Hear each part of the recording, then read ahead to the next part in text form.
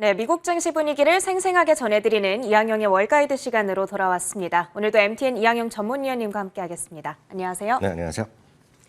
간밤 연준의 FOMC 회의 결과가 공개되면서 3대 지수는 좀 하락하는 흐름이 나타났는데 오히려 금리에 민감한 나스닥 지수의 낙폭은 좀 제한되는 모습이었거든요. 전반적으로 분석부터 내려주시죠. 네, 맞습니다. 3대 지수가 분명히 좀 하락을 했지만 나름 하락의 폭이 컸던 거에 비해서는 상당히 많이 회복한 채 일단 마감된 것이 오늘 시장의 단면적인 모습이라고 보셔야 되겠고요. 유가도 오늘 소폭 좀 내린 모습, 그리고 금 가격도 $1,820 수준까지 내려온 정도가 시장에서의 어떤 큰 그림이라고 이해하시면 됩니다. 다우지수만 보면 한 380포인트까지 떨어졌었다가요. 결국은 한 120포인트 정도는 회복하면서 결국은 마이너스 260포인트로 끝났습니다. 섹터로 보면 11개 중에서 임의 소비재 정도 오늘 강보합 정도였고요. 나머지 10개 섹터는 모두 하락했습니다. 2023년에 이제 거의 내후년이죠. 이제 금리 인상 가능성이 이제 강력히 오늘 시사됐다라고 이해하시면 되겠는데요. 에버던 스탠다드의 인베스먼트 수석 이코노미스트는 이런 얘기를 했습니다. 시장이 기대했던 것보다는 약간은 다른 결과, 그리고 연준이 기대했던 것보다 좀 빨리 금리 인상을 할 수 있다는 시그널을 줬다라고 일단 이해를 하고 있고요. 오늘 아마 여러 가지 다 앞선 코드에 들으셨지만 금년의 인플레이션 목표를 생각보다 좀 올린 거거든요. 딱 지난 3월보다 1%포인트 올리면서 3.4% 올린 거. 그러니까 지난번까지는 계속 일시적이라고 그랬고 이번에도 결국 말을 통해서 인터뷰를 통해서는 일시적이라는 표현을 했지만 여하튼 3.4로 올린 것 자체 이 부분이 오늘 가장 큰 제가 봤을 땐 가장 큰 키워드라고 일단 이해하셔야 되겠고요. 또 하나 말씀 많이 들으셨지만 테이퍼링에 대한 구체적인 언급은 이번에도 하지는 않았습니다. 그것은 당장의 어떤 영향보다는 어떤 분위기만 이제 얘기한 거가 되겠고 이번에도 역시 시장과 충분히 소통하겠다는 의견을 전달했다는 것 정도의 의미를 찾으시면 되겠습니다.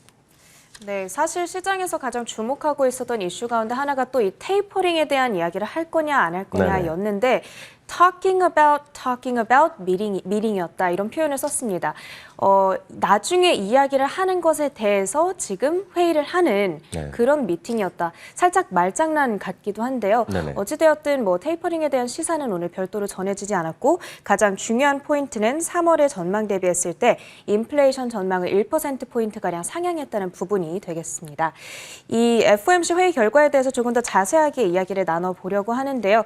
일단 기준 금리에 대한 연준 위원들의 전망을 자세하게 보여주는 점도표가 또 관심을 많이 받고 있잖아요. 네, 맞습니다. 이번에 공개된 점도표 한번 분석해 주시죠. 맞습니다. 점도표라는 것은 딴 것이 아니라 그냥 표입니다. 표. 그래서 그 점을 찍는 표현이기 때문에 그 말 그대로입니다. 점도표란 말이 우리가 일상에서 쓰지 않는 말에서 헷갈리지만 결국은 연준 위원들이 올해면 올해, 내년, 후년까지 기준금리가 어느 정도 갈 것 같냐라는 본인의 예상을 쓰는 거기 때문에 이건 실제로 뭐 이것대로 되는 것도 아니라고 오늘도 다시 한번 얘기했거든요. 다만 그냥 참고하는 자신들의 의견을 적는 겁니다. 그렇지만 그 나름의 의미는 있기 때문에 과거, 현재의 흐름을 찾는 그 정도라고 보셔야 되겠는데요. 다들 들으셨겠지만 기존의 7명이 2023년인 겁니다. 바로 이 보여드리는 화면이 지난 3월에 나왔던 점도표거든요. 근데 이제 그 다음에 보여드릴 것이 이제 오늘 나온 거거든요. 오늘 나온 거 보면 숫자로 보면 13개가 나왔지만 상당히 좀 무리가 좀 많아진 거거든요. 그러니까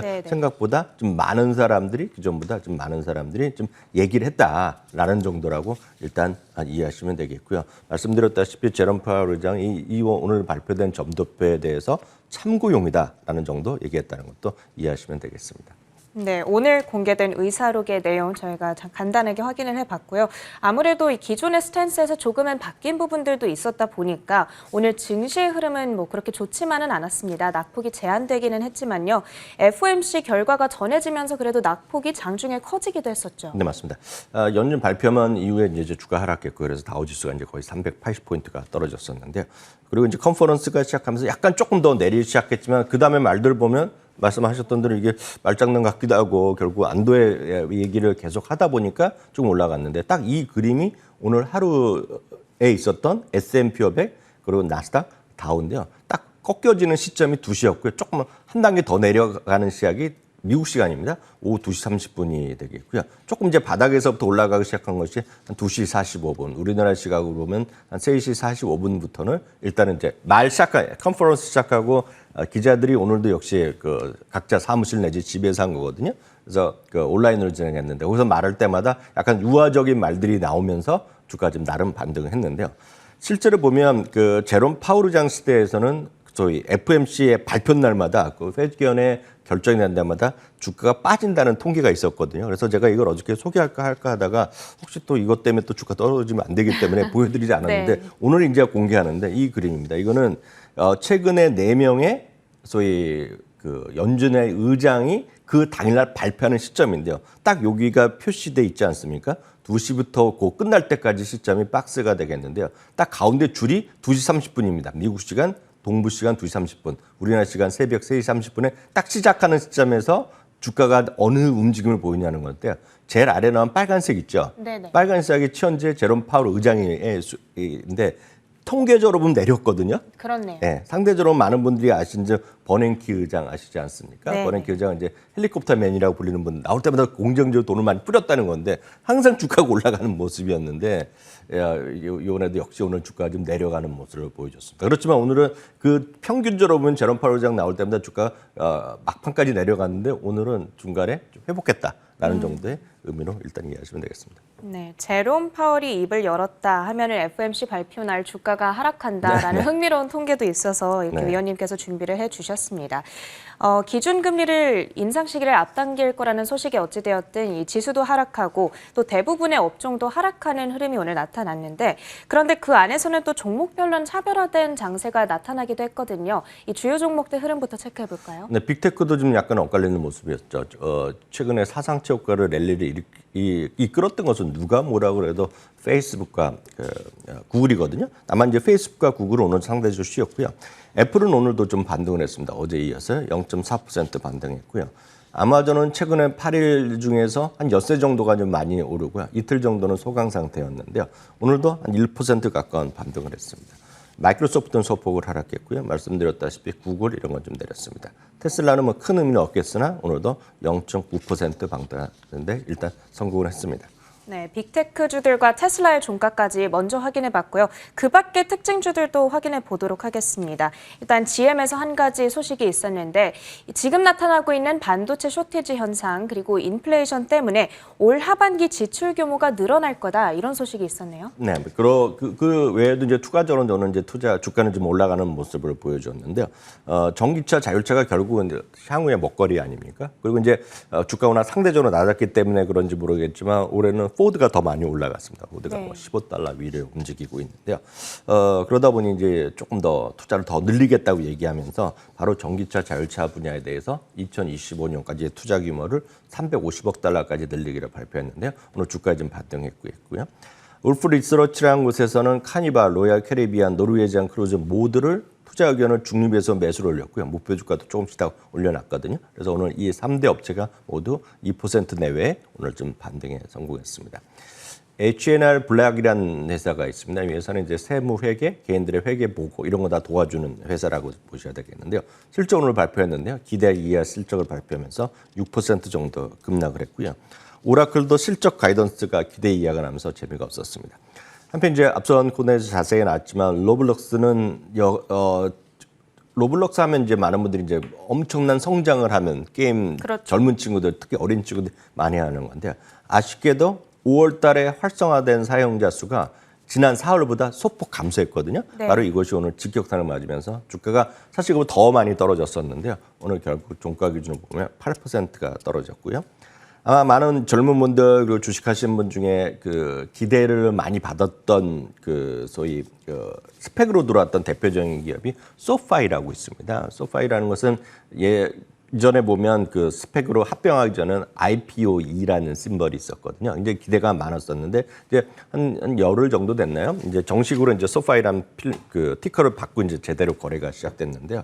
오늘 로젠블렛에서 완전 탑픽을 제시하면서 $30를 제시했거든요. 현재 주가는 $20 초반인데요. 오늘 주가 좀 제법 올라가는 채 마감이 됐습니다. 특징주까지 모두 확인해 보면서 오늘 장에 대한 분석은 여기까지 나눠보도록 하고요. 계속해서 얼마 남지 않은 이 3분기에 대한 이야기를 좀 나눠볼게요. 기업들의 3분기 실적 전망은 지금 계속해서 올라가고 있는 추세인 것 같아요. 네, 맞습니다. 3분기 이익 전망은 단순하게 말씀드리면 전년 동기 대비 60% 이상, 정확히는 61.5%까지 이익 전망이 상향되고 있고요. 3월 말 기준으로 보면 전망치가 52%였으니까 그 당시보다 20% 정도 더 상향됐다라고 이해하시면 되겠습니다. 3분기에는 참고적으로 22%, 4분기는 17.3%, 이제 기저효과 때문에 낮아지는 거가 되겠는데요. 연간으로 보면 34.7%가 지금 팩트셋 기준으로 통계가 나가겠고요. 11개 섹터 중에서 유틸리티를 제외하고는 지금 10개 섹터가 2021년에 이익 전망이 상향되고 있다는 것도 이해하시면 되겠습니다. 참고적으로요, 연간 S&P 500의 주당 이익 전망은 189.99달러이기 때문에 아마 이번 주말에 발표되는 수치는 이거보다 넘을 가능성이 커져 있다라고 보셔야 되겠고요. 내년의 이익 전망도 211달러까지 올라왔다는 거 참고하시면 되겠습니다. 다만 이제 이익 전망이 올라갔지만 주가도 사상치 효과 랠리를 계속하면서 흔히 얘기해서 12개월 예상 실적 기준 PR은 지금 21.3배가 됐다는 것도 참고하시면 되겠습니다. 네, 지금 다양한 기업들의 3분기 실적 전망이 높아지고 있다라는 부분까지 저희가 체크를 해봤습니다. 계속해서 투자를 이어가라는 긍정적인 신호로 어느 정도 해석을 해봐도 될 것 같아요. 오늘 FOMC 의사록 결과가 공개되면서 시장 전반적으로는 긴장감이 많이 맴도는 분위기였지만 실적 전망과 더불어서 투자 의견도 함께 상향되고 있는 종목들 잘 찾으셔서 투자해 보시길 바라겠습니다. 오늘도 미국장 시황 판단은 MTN 이항영 전문위원님과 함께했습니다. 고맙습니다.